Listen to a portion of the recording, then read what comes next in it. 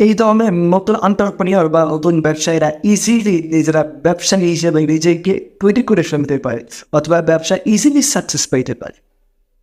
যারা ব্যবসা করার আগে নিজেকে আগে দক্ষ হিসেবে তৈরি করে।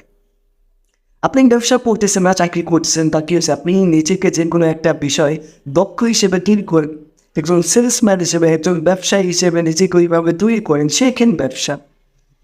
ব্যবসা আপনার মনে চাইছে এখনই যে করতে হবে এমনটা নয়।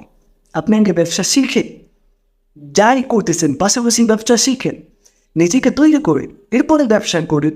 আপনি যদি এখন নিজেকে তৈরি না করে এই ব্যবসা করতে চান, তাহলে তো আপনি বেশি দিন টিকতে পারবেন না। আর আপনি সেল করতে পারবেন না, সেল না করতে পারলে কীভাবে টিকবেন? এই জন্য সবাই আগে নিজেকে তৈরি করেন, নিজেকে ব্যবসায়ী হিসেবে তৈরি করেন। এইসব যখন একজন ব্যবসায়ী হিসেবে নিজেকে মনে হবে, যখন সেল করতে পারবেন, তখন আপনি ব্যবসা শুরু করে দিন।